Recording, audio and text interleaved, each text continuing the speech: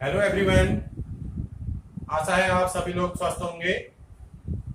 आज हम इस वीडियो के माध्यम से अपूर्व अनुभव भाग 2 का अध्ययन करेंगे। तो इससे पहले वाले वीडियो में भाग 1 में आपने अध्ययन कर लिया था कि तोतो चान अपने मित्र यासुकी चान को पेड़ पर चढ़ाने की कोशिश करती है, क्योंकि यासुकी चान पोलियो से ग्रस्त है, वह चल फिर नहीं सकता। तो तोतो चान उसे पेड़ पर चढ़ाने के लिए सीढ़ी का प्रबंध करती है, परंतु यासुकी चान सीढ़ी में चढ़ने पर भी असमर्थ है। तो उसके बाद तोतो चान एक तिपाई का प्रबंध करती है और तिपाई को पेड़ के सामने लगा करके उसके सहायता से यासुकी चान को पेड़ पर चढ़ाने की कोशिश करती है। तो भाग 2 में हम अध्ययन करेंगे कि क्या तोतो चान यासुकी चान को पेड़ पर चढ़ाने में सफल होती है। तो आइए पाठ का अध्ययन शुरू करते हैं। तो आप भी मेरे साथ अपनी बुक निकालेंगे और रीडिंग करना शुरू करेंगे। उन दोनों को यह बिल्कुल भी पता न चला कि कितना समय यासुकी चान को ऊपर तक चढ़ने में लगा। सूरज का ताप उन पर पड़ रहा था, पर दोनों का ध्यान यासुकी चान के ऊपर तक पहुंचने में रमा था। तोतो चान नीचे से उसका एक एक पैर सीढ़ी पर धरने में मदद कर रही थी। अपने सिर से वह उसके पिछले हिस्से को भी स्थिर करती रही। यासुकी चान पूरी शक्ति के साथ जूझ रहा था और आखिर वह ऊपर पहुंच गया। तो जब यासुकी चान सीढ़ी पर चढ़ने में असमर्थ हो जाता है तो तोतो चान एक तिपाई लेकर के आती है और उसको पेड़ के नज़दीक में लगा लेती है और उस तिपाई की मदद से वह यासुकी चान को पेड़ में चढ़ाना चाहती है। तो दोनों बहुत कोशिश करते हैं पेड़ पर चढ़ने की। यासुकी चान को ऊपर चढ़ाने में तोतो चान बहुत परिश्रम करती है। तोतो चान नीचे से उसका एक एक पैर सीढ़ी पर रखने में मदद करती है, क्योंकि यासुकी चान पोलियो से ग्रसित था, तो वह चल फिर सकने में सक्षम नहीं था। तो तोतो चान उसको बहुत मदद करती है। अपने सिर से भी वह उसके पिछले हिस्से को स्थिर बनाए रखती है और उसका एक एक पाँव सीढ़ी के ऊपर रखने में मदद करती है। और यासुकी चान भी पूरी ताकत के साथ उस तिपाई पर चढ़ने की कोशिश करता है। तो इस कोशिश में दोनों को पता ही नहीं चलता है कि कितना समय बीत चुका है। ऊपर से सूरज की गर्मी भी उन पर पड़ रही होती है, लेकिन वो दोनों ही मित्र पेड़ पर चढ़ने का प्रयास करते हैं। हुर्रे! पर उसे अचानक सारी मेहनत बेकार लगने लगी। तोतो चान तो सीढ़ी पर से छलांग लगाकर दुशाखा पर पहुंच गई, पर यासुकी चान को सीढ़ी से पेड़ पर लाने की हर कोशिश बेकार रही। यासुकी चान सीढ़ी थामे तोतो चान की ओर ताकने लगा। तोतो चान की रुलाई छूटने को हुई। उसने चाहा था कि यासुकी-चान को अपने पेड़ पर आमंत्रित कर तमाम नई नई चीज़ें दिखाए। तो उस तिपाई की सहायता से तोतो-चान यासुकी-चान को तिपाई के ऊपर तो पहुंचा देती है, परंतु तिपाई से उस पेड़ की द्विशाखा में उसे जाना असंभव लगता है। यासुकी-चान तो छलांग लगा करके उस द्विशाखा में चली जाती है, परंतु तोतो-चान को उस द्विशाखा पर ले जाना बहुत ही कठिन कार्य था। तो यासुकी-चान उस सीढ़ी को पकड़ करके तिपाई में बैठ करके तोतो-चान की ओर देखने लगता है और तोतो-चान भी काफ़ी परेशान हो जाती है कि किस प्रकार यासुकी-चान को पेड़ की द्विशाखा में पहुंचाया जाए। परंतु वह अपनी परेशानी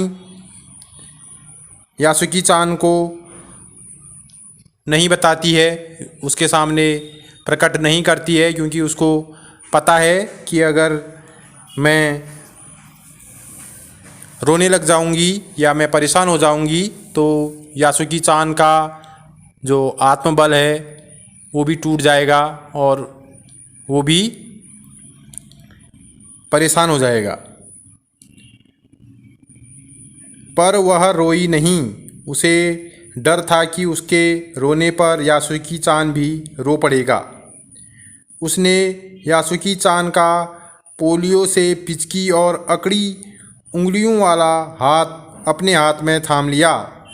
उसके खुद के हाथ से वह बड़ा हाथ था, उंगलियों भी लंबी थी। देर तक तोतो-चान उसका हाथ थामे रही, तब बोली, तुम लेट जाओ, मैं तुम्हें पेड़ पर खींचने की कोशिश करती हूँ।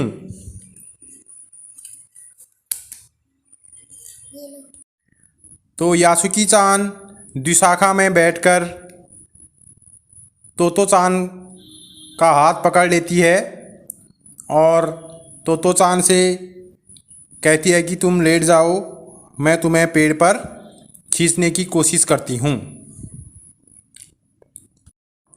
उस समय द्विशाखा पर खड़ी तोतो-चान द्वारा यासुकी-चान को पेड़ की ओर खींचते अगर कोई बड़ा देखता तो वह जरूर डर के मारे चीख उठता।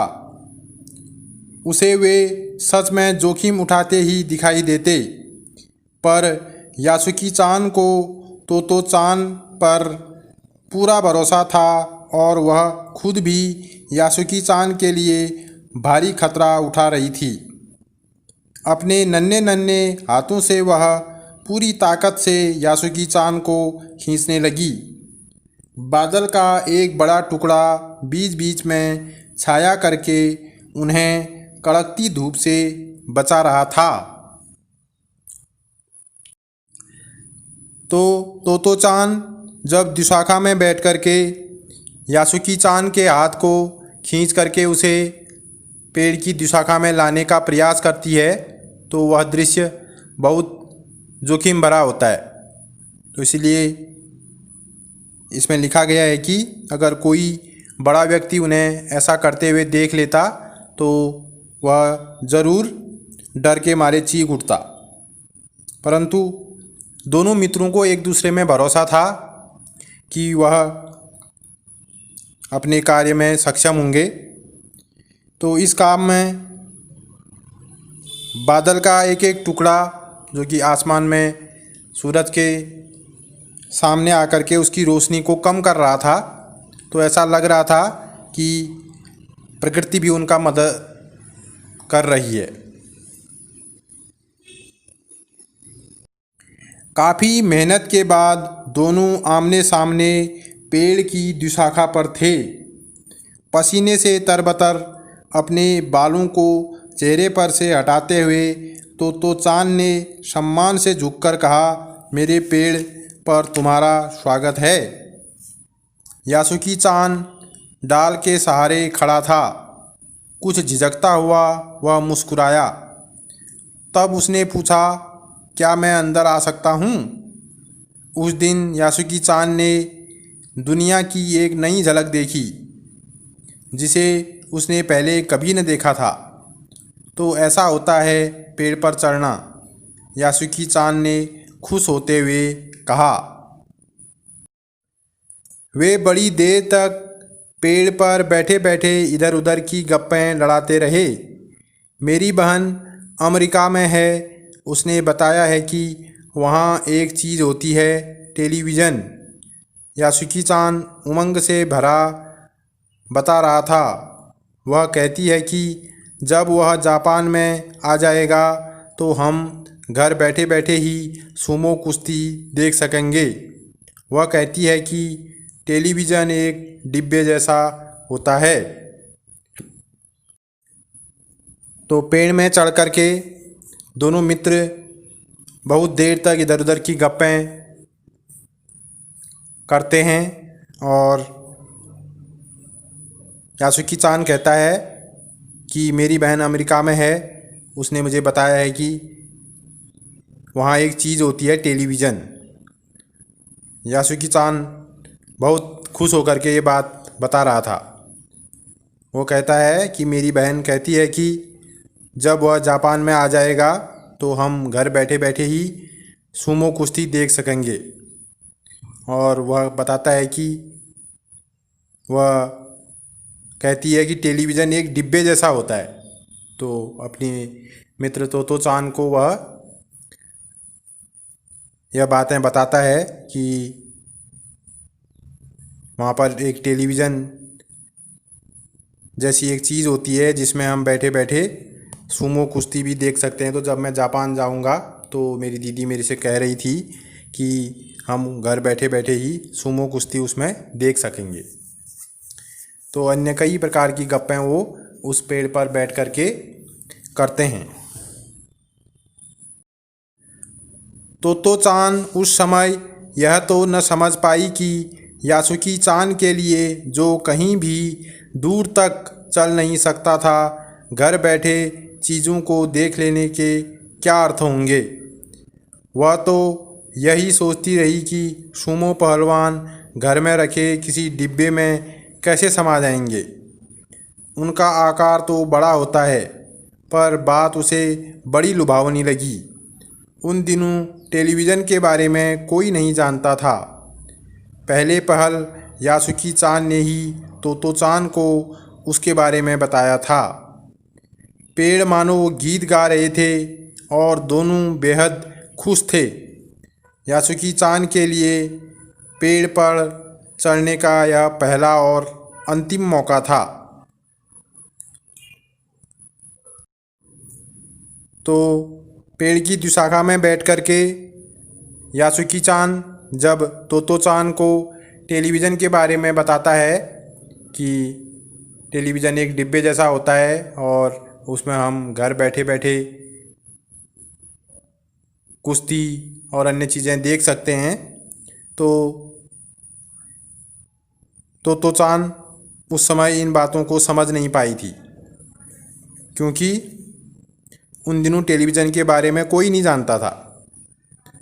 तो तोतो-चान यह सोच रही थी कि जो सुमो पहलवान कैसे उस छोटे से डिब्बे के अंदर आ जाएंगे। उनका आकार तो बड़ा होता है, क्योंकि टेलीविज़न के बारे में उस समय किसी को कोई जानकारी नहीं थी। तो पहली बार तोतो-चान को उसके मित्र यासुकी-चान ने ही टेलीविज़न के बारे में बताया था। तो दोनों मित्र वहाँ पर बैठ कर के वार्तालाप करते हैं और उन्हें देख कर के ऐसा लगता है कि प्रकृति भी बहुत खुश है। ऐसा लगता है मानो पेड़ भी गीत गा रहे हैं और दोनों मित्र बेहद खुश थे। तो इस प्रकार आपने इस पाठ में अध्ययन किया कि तोतो चान अंत में यासुकी चान को बहुत प्रयत्न के बाद पेड़ पर चढ़ाने में सक्षम हो जाती है। और यासुकी चान, जिसने कभी सोचा भी नहीं था कि मैं पेड़ में चढ़ पाऊंगा, वो अपने मित्र तोतो चान की सहायता से पेड़ पर चढ़ने में सफल हो जाता है। और पेड़ पर चढ़कर दोनों को सुखद अनुभव होता है और यासुकी चान को एक नई दुनिया का अनुभव होता है और दोनों मित्र काफी प्रसन्न होते हैं। तो आपने एक उक्ति भी सुनी होगी कि मित्र वही है जो विपत्ति में काम आए, यानी कि एक सच्चा मित्र वही होता है जो कठिनाई में आपका साथ देता है। तो उसी उक्ति की सार्थकता को यह पाठ अपूर्व अनुभव सिद्ध करता है। तो इस पाठ से हमें यही शिक्षा मिलती है कि हमें अपनी मित्रता निभानी चाहिए और कठिनाई में और आपातकाल में अपने मित्र का साथ देना चाहिए।